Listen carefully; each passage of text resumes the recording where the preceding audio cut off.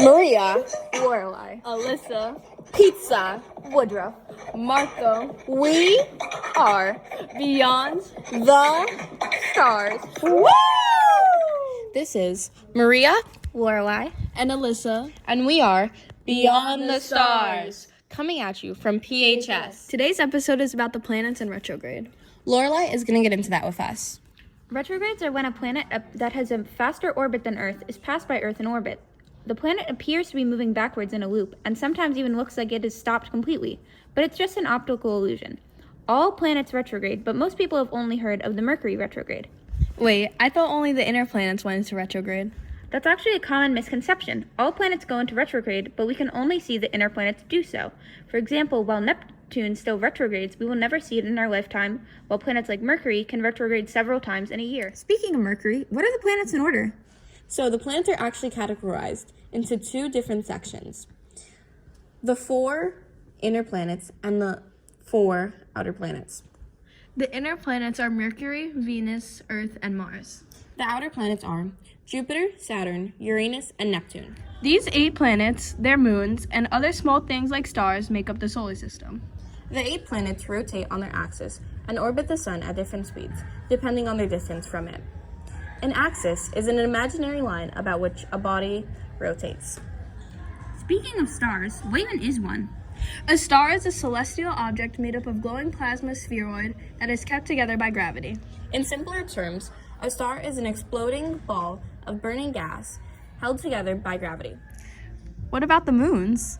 Moons are natural satellites that orbit planets and asteroids in our solar system. Getting back to planets, did everyone forget about Pluto? No, not at all. Pluto is actually a dwarf planet with a super interesting history. On April 6 of 1929, the search for planet X begins. Then, on February 18th of 1930, Pluto is discovered. 1 month later, on March 14th, it received its name. But in August of 2006, the International Astronomical Union downgraded the status of Pluto to that of a dwarf planet. Fascinatingly enough, Pluto was named by an 11-year-old girl. More fun facts include Water makes up 90% of Saturn's rings. The biggest moon of Jupiter has a salty ocean with more water than the Earth. and Mercury orbits the sun in about 3 Earth months. That concludes our fun facts segment. Now that we've gotten into the main planets of our solar system, we can now talk about the dwarf planets. A dwarf planet is a celestial body that orbits the sun, has enough mass to assume a nearly round shape, and has not cleared the neighborhood around its orbit and is not a moon. More about Pluto. Pluto belongs to the Kuiper Belt, which is located past Neptune. It has a surface temperature of between 375 Fahrenheit and 400 degrees below zero. It has 5 moons, and its largest moon is half of its size. Other dwarf planets include Sirius, which is the only dwarf planet located in the inner solar system and is near Mars. It also contains an ocean below its surface.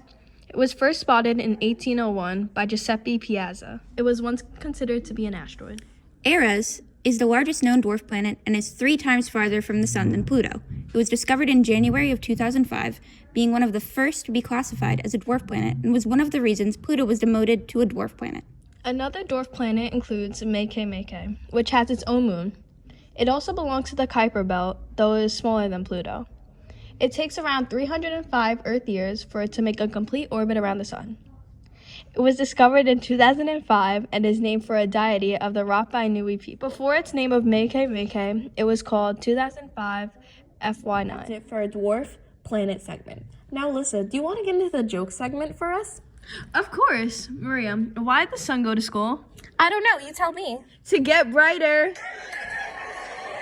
That was very clever, Alyssa. But now I've got one for you. How do astronauts serve dinner? How? On a flying saucer. All of your jokes are very funny, but I think I've got the best one. How did the solar system hold up its pants? How? With an asteroid belt. And with that, that concludes this episode of Beyond the Stars. We want to thank Miss Feeney, our favorite teacher, for making this podcast possible. Remember to tune in next week for an extra special episode with a guest star, Moses Ortega, a senior at George Washington Educational. and a fellow science lover.